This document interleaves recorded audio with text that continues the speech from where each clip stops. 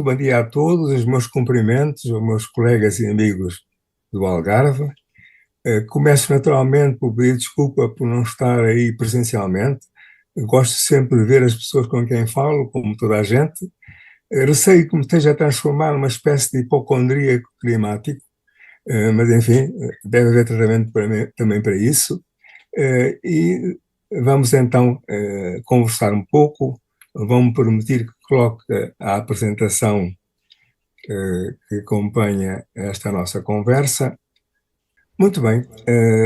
Ora bem, gostava de começar por dizer que para as pessoas, para o comum dos cidadãos, o que há mais importante no serviço de saúde é que possam ter acesso aos cuidados que precisam quando precisam deles. E, portanto, é a obrigação essencial, fundamental do Serviço Nacional de Saúde não deixar ninguém à porta. Há quase 20 anos, há quase 2 décadas, a República aprovou uma lei muito importante sobre acesso aos cuidados de saúde. É uma lei, muito, infelizmente, não muito cumprida. Eu pensava até que a República devia instituir um dia nacional para o acesso aos cuidados de saúde, e que nesse dia nós pudéssemos juntar e tentar perceber o que é necessário fazer para assegurar essa necessidade fundamental, ter acesso aos cuidados de saúde quando precisamos tê-los. E nesse dia, eu imagino que podíamos discutir 4 coisas fundamentais, como assegurar múltiplas portas de entrada às pessoas que precisam de ser atendidas naquele momento, necessidades relativamente agudas, como podíamos assegurar que havia incentivos para os profissionais no Serviço Nacional de Saúde, através da contratualização, para darem resposta imediata à doença aguda, termos um monitor efetivo que nos dê a cada momento o estado da arte no acesso aos cuidados de saúde e, finalmente, o estado de uma política para as profissões, para termos pessoas que possam atender as pessoas que precisam dos cuidados de saúde. Ora bem, naturalmente, como sabemos, para muitos de nós, não basta entrar. É necessário também gerir um percurso, um caminho, uma jornada, através dos cuidados de saúde que precisamos. E esse caminho tem algumas necessidades fundamentais na sua gestão. A primeira é, naturalmente, que ouça, não é? Ouvir é difícil. Temos de ter consciência que é preciso um esforço para ouvir aquilo que as pessoas e as famílias nos dizem. Em segundo lugar, precisamos, de facto, trabalhar para ter um plano de cuidados para estas pessoas que têm 2 ou mais situações de saúde e evolução prolongada. Se podemos ter uma portabilidade digital para este plano de cuidados, melhor. Se não tivermos, enquanto não tivermos, temos de tentar procurar ter alguma coisa como um plano de cuidados, que é propriedade das pessoas e que é instrumento fundamental para gerir esse percurso. E, em terceiro lugar, naturalmente, ter protocolos colaborativos para permitir que este caminho seja gerido. E esses protocolos colaborativos têm, de facto, 2 aspectos. Tem um aspecto instrumental, tem um protocolo, claro, e partilhado, mas também tem aspectos comportamentais. Isso são particularmente importantes. É necessário que haja empatia e confiança e apreço pelo trabalho uns dos outros. E nesta matéria gostaria de chamar a atenção para os aspectos culturais da confiança e apreço do trabalho uns outros. Há uns tempos, a OCDE publicou um gráfico muito interessante sobre a confiança que nos diferentes países temos uns pelos outros. E nestes estados aparece em primeiro lugar, por exemplo, a Dinamarca, onde 74% dos cidadãos dizem que confiam nos outros. Na Alemanha são 45% e em Portugal são 20%. Ora, isso parece uma noção distante, mas não é. É fundamental esta confiança e este apreço manifestado pelo trabalho dos outros, para que esta gestão do percurso das pessoas possa acontecer. Naturalmente, não basta presumir que estas 3 funções fundamentais acontecem, é necessário documentá-las continuamente, assegurar que isto está de facto a acontecer e que pode cada vez acontecer melhor. Mas não basta dizer que, de facto, é necessário assegurar resultados. E assegurar resultados, em primeiro lugar, acho que é a altura de começarmos a ter um inquérito permanente à satisfação do utilizador do Serviço Nacional de Saúde. Qualquer empresa hoje, quando leva o automóvel à revisão, recebo logo um inquérito para saber se estou satisfeito. Isto não é só uma operação de marketing, não é só uma manifestação pelo interesse que as pessoas sentem quando nos procuram, é também um instrumento fundamental para sabermos se estamos a fazer bem, se podemos fazer melhor.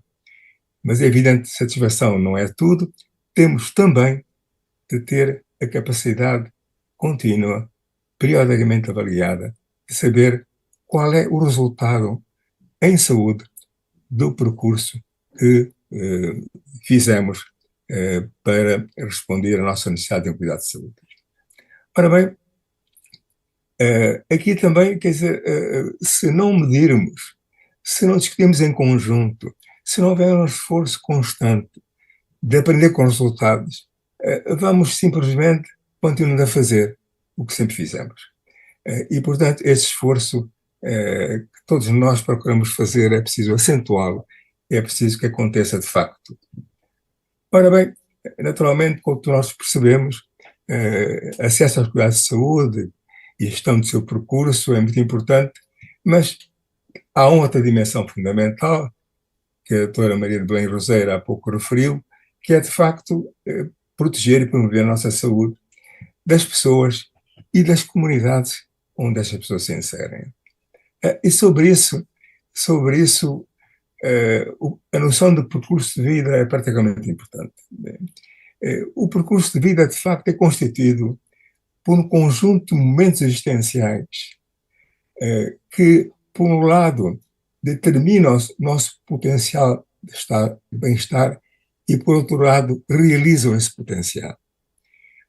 Nós, há cerca de 8 anos, a Fundação para a Saúde realizou no Porto, em colaboração com nossos colegas, um trabalho muito interessante sobre o percurso de vida em relação à proteção pela saúde dentro desta filosofia. E nessa altura pediu-se ao Alberto Péssimo, conhecido artista plástico da cidade do Porto, que de alguma forma ilustrasse na capa desse trabalho esta noção de percurso. E ele presenteou-nos com esta capa magnífica em que transmite muito bem a ideia, era o percurso de vida era comparado em termos simbólicos com o percurso do Rio Douro do momento que entra na cidade do Porto até que desagua no mar. E no texto esta imagem é explicada por esta expressão, é um momento existencial, mas também a herança que trazemos e por vir a que aspiramos. É momento e movimento. Ora bem, um instrumento fundamental para potenciar a nossa classe a intervir neste percurso de vida chama-se o Plano Local de Saúde. O Plano Local de Saúde tem muita importância e deixe-me tratá-lo convosco de uma forma mais global para dizer o seguinte. Para olharmos para esta necessidade de promover e proteger a saúde das pessoas, é vantajoso vê-lo a 3 níveis. Né? Há um primeiro nível macro que tem a ver com as políticas de bem-estar. E este é bastante importante, este nível, porque é através da promoção de políticas de bem-estar que podemos dialogar anualmente, periodicamente, com os objetivos económicos e financeiros que preocupam a nossa sociedade. E este diálogo é fundamental para que possa haver, de facto, políticas de bem-estar. Ora, essas políticas de bem-estar enquadram agora, focando mais na saúde, o que temos chamado o Plano Nacional de Saúde. E esse Plano Nacional de Saúde não só traduz para a saúde uma política de bem-estar, pressiona pela sua existência para que essas políticas se manifestem, mas também enquadra o que é realmente importante no local onde vivemos, que é o nosso Plano Local de Saúde. Deixem-me rapidamente percorrer melhor esses três níveis, começando pelo primeiro, aquilo que são as políticas de bem-estar, e neste nível, aqui podem ver no ecrã, por um lado, aquilo que o Orçamento Geral do Estado, agora em discussão na Assembleia da República, diz a propósito dos objetivos económico-financeiros. Estão expressos em termos de economia, de emprego, de inflação, de investimento público, de centro orçamental e de dívida pública. Ora bem, falta-nos, no entanto, neste exercício orçamental, nesta discussão anual sobre o que acontece no próximo ano, criar um diálogo entre esses objetivos económicos e financeiros e um conjunto de objetivos de bem-estar. E este diálogo é fundamental para que haja equilíbrio entre o compromisso com as contas certas, por exemplo, e o compromisso do bem-estar das nossas comunidades. Isto em relação ao bem-estar, podemos fazer o mesmo em relação à saúde, mas este diálogo é necessário que aconteça. Ora bem, naturalmente sabem que muitas vezes esta tentativa de criar políticas de bem-estar está muito associada ao Objetivo de Desenvolvimento Sustentável das Nações Unidas, que começa a ser citado nos nossos exercícios orçamentais, porventura, por vezes demasiado vago para o conjunto das pessoas perceberem do que se trata. Há um conjunto de outras formas de abordar de forma talvez mais imediata e mais prática e mais visível esta questão importante. Um deles é o índice de bem-estar que está a ser desenvolvido pelo Banco de Portugal. E este índice de bem-estar, vou só mostrar esse slide que não é muito nítido, mas que mostra as componentes desse índice de bem-estar, que são o consumo, a esperança de vida, o lazer e as desigualdades, e como vê, em Portugal não está particularmente bem situado no conjunto da União Europeia em relação a este índice. Não é? Estamos à frente, enfim, dos antigos países do leste europeu, não é? Que têm, de facto, níveis de bem-estar, segundo este índice, muito inferiores ao nosso, mas ficamos ainda a dever a um grande número de países europeus que estão à nossa frente. O que é pena é que esta discussão, de facto, exista muito pobremente ainda na nossa sociedade e no nosso sistema de saúde. E queria mostrar-vos um artigo publicado num jornal, que não vou agora referir, que mostra como este assunto é tratado com grande desconforto na nossa sociedade, é pouco tratado, é pouco discutido, e é necessário que isso aconteça. Diz esta manchete deste jornal diário que o bem-estar dos portugueses é maior que 4 países médicos da União Europeia. Não é visível isso no gráfico, e depois acrescenta que o Banco de Portugal publica um novo indicador que mede o nível de vida, não é o caso, que vai para além do PIB, é o caso, que o país melhorou lentamente desde 95, mas continua no grupo dos 12 piores. Ora bem, temos que ter essa discussão mais viva e mais efetiva, porque isso influencia, de facto, o nível seguinte. Se não tivermos um enquadramento de política de bem-estar, dificilmente temos visibilidade, temos planos nacionais de saúde de facto efetivos. O nosso plano local de saúde, de facto, não só devido à falta deste enquadramento, mas devido também à falta de modelos de governação que permitem fazer a governação e governança a este nível, não é, de facto, ainda na sociedade uma força efetiva e, de facto, precisamos, por assim dizer, de pôr rodas, de que o Plano Nacional de Saúde não seja papel, não seja uma referência raramente feita pelas autoridades políticas e pelos dirigentes do Serviço Nacional de Saúde para ter uma presença efetiva na nossa sociedade. E naturalmente, há um outro componente desta tentativa de discutirmos saúde e promover saúde, que tem a ver com a aprovação no nosso Parlamento, há cerca de 5 anos, da Carta de Participação Pública em Saúde. Então, tal como o Plano Nacional de Saúde, esta iniciativa desapareceu da vista. Ninguém fala dela.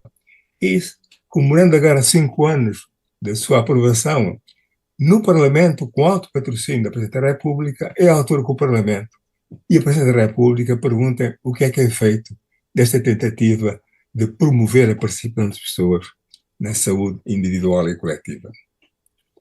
Também precisamos de rodas, e esta talvez maiores, mais potentes, para dar tração a esta boa intenção. Muito bem, e finalmente, o que importa localmente, que são os nossos planos locais de saúde. Sobre isso, não é? O que podemos começar por dizer é que o Plano Nacional de Saúde, quando foi instituído em 2004, não é? Deu aso, de facto, ao início deste movimento de planos locais de saúde. E a avaliação que a Organização Mundial de Saúde fez em 2010 reconhece este facto, apesar de acentuar que precisa ser muito mais acarinhado. E só em 2015, a Direção-Geral de Saúde promoveu, publicou uma resenha, um estudo, um resumo daquilo que tem acontecido, ou tinha acontecido, ou estava a acontecer localmente com o Plano Local de Saúde. Não tivemos, nos últimos 8 anos, outra tentativa global de pôr o Plano Local de Saúde, tão importante para a promoção da saúde, à vista, à discussão, à aprendizagem do conjunto da nossa sociedade, do nosso serviço de saúde. Temos, de facto, continuamos a ter, cito aqui 2 exemplos, planos locais de saúde, mas não temos já um movimento nacional que preocupe com os planos locais de saúde, que os estimula, que ajuda, que se concretizem, que discuta os seus resultados e que a partir daí permita mobilizar um plano nacional de saúde mais presente e forçar, promover, empurrar a necessidade de ter um diálogo entre o objetivo de bem-estar e os objetivos económicos e financeiros que o nosso orçamento anualmente promove. Ora bem, por falar em local, temos que de alguma forma definir o que é que estamos a falar em local. A unidade local do Algarve não é propriamente local, não é esse conceito local. E temos que elaborar esta ideia do que é local. E o que é local depende fundamentalmente das interações entre as pessoas, da sua natureza, da sua frequência e da sua intensidade. Deixa-me dar um exemplo que pareceu curioso, foi publicado na revista Nature o ano passado, que diz que, enfim, que fala do local e do nosso microbioma. E diz fundamentalmente que nós, quando nascemos e crescemos, começamos com um kit de microbioma que provém da nossa mãe, não é? E que à medida que crescemos e aumentamos as interações familiares e sociais, vamos partilhando esse microbioma, de forma que, a partir de certa altura, há uma comunidade de pessoas que partilham o mesmo microbioma. E isto é, nesta concepção, a ideia de comunidade. E diz também este trabalho, de uma forma curiosa, que por ser assim, por haver uma comunidade de microbiomas, de certa forma, afecções como o cancro, a diabetes e a obesidade, que estão relacionadas de alguma forma com o nosso microbioma, são de alguma parcialmente transmissíveis, através da partilha desta comunidade de microbiomas. Isto é para acentuar, essencialmente, que nós temos que desenvolver essa noção do que é local, do que é proximidade, do que é comunidade, porque isso é fundamental para termos um plano local de saúde operativo e não puramente formal. Ora bem, chegou o momento, enfim, de dizer o que é praticamente importante. É que o nosso centro de saúde faz a convergência destes 2 tipos de percursos. Por um lado, é a peça fundamental onde começa e acaba a gestão do nosso percurso nos cuidados de saúde que precisamos. Por outro lado, é fundamental, localmente, para assegurar este apoio à proteção e promoção da nossa saúde. E, portanto, o centro de saúde é a peça essencial, original, aliás, pioneira do nosso Serviço Nacional de Saúde. E o que nos deve preocupar é, de facto, a constatação que no decurso da última década e meia, há um certo esvaimento da noção do centro de saúde. Em parte, isso é devido à dimensão desmesurada de nossos agrupamentos de centro de saúde, que, pela sua dimensão, não permitem a efetividade da função nobre da direção clínica de saúde, e essa função nobre da direção clínica de saúde é aquela que, de facto, dá identidade ao nosso centro de saúde. Portanto, é importante trabalharmos, não é, para fazer uma espécie de ressurreição, de recuperação indispensável deste conceito de centro de saúde. E isso começa por pensar a forma como isso pode ser feito, e ocorreu-me, de facto, comparar esta salvação, esta recuperação, esta ressurreição, com aquilo que um fotógrafo conhecido da National Geographic, já há umas décadas atrás, fez ao iniciar um projeto chamado PhotoArk, a nova Arca de Noé, em que ele se propôs fotografar as 12.000 espécies animais que vivem em cativeiro, de forma para as poder salvar, para as poder recuperar, para poder assegurar que continuem a existir.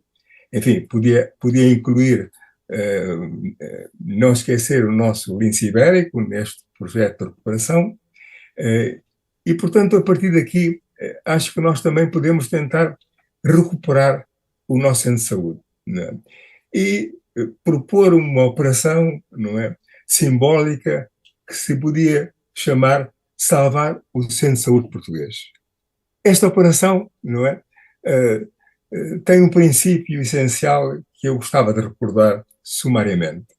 Primeiro, o Centro de Saúde apoia a realização do nosso projeto pessoal ao longo de todo o nosso percurso de vida. E, por vezes, é necessário suspender temporariamente esse projeto de vida, este dia-a-dia, e substituí-lo por um projeto médico indispensável, através de um treinamento que permita recuperar uma crise que é preciso ser superada. Mas depois dessa interrupção temporária, voltamos ao nosso dia-a-dia, voltamos ao nosso projeto de vida, voltamos à convivência do nosso centro de saúde. E, portanto, não é o hospital e o seu centro de saúde, são as pessoas com o seu centro de saúde e os seus apoios hospitalares. Este é o princípio para este SOS Centro de Saúde. Ora bem, 5 medidas que permitem esta salvação, esta recuperação, esta ressurreição. A primeira é, talvez, fotografar a espécie em cativeiro. A segunda, identificar eventuais espécies invasoras e predadoras que impeçam esta recuperação. Em terceiro lugar, redimensionar a noção de centro de saúde, através da adesão a uma noção, a uma ideia do que é proximidade, do que é local, do que é uma comunidade. Em quarto lugar, investir fortemente na direção clínica de saúde do centro de saúde. Não vou entrar em detalhes sobre que tipo de investimento é esse, né? E, finalmente, acrescentar que, para isso, precisamos de diagnosticar e promover a nossa inteligência colaborativa. E este propósito queria terminar com uma proposta, não é? Estamos no meio de colegas de serviço de saúde e da Universidade do Algarve, e talvez haja um candidato ao doutoramento que queira aproveitar esta proposta e fazer um projeto interessante que seja relevante para todos nós. Jennifer Ruger é uma investigadora norte-americana que tem um trabalho muito interessante neste aspecto da importância da cooperação, e já há uns anos atrás escreveu um trabalho notável em que considera que há vários níveis nesta lógica de cooperação. O primeiro nível é cooperar quando é inevitável, é chamada cooperação obrigatória. O nível seguinte é a chamada cooperação egoísta, cooperar quando eu posso beneficiar dessa cooperação. O nível seguinte trata da cooperação em que todos beneficiam, a cooperação win-win. E, finalmente, a cooperação como requisito ético, a cooperação como valor social. E, portanto, o projeto seria mais ou menos o seguinte, não é? Criar uma escala que possa medir no nosso serviço de saúde, na nossa comunidade, a que nível desta cooperação nós nos situamos. É a maior parte de nós portadores da chamada cooperação egoísta? Qual é a porcentagem entre nós que tem um conceito de cooperação win-win? E quantos entre nós, não é, trabalham com base na percepção que a cooperação para melhorar a saúde coletiva e individual é de facto um valor social? Talvez queiram aceitar esse desafio e cá estaremos para discuti-lo daqui a 1 ano, daqui a 3, daqui a 5, quando quiserem. Muito obrigado pela vossa atenção e até uma próxima ocasião.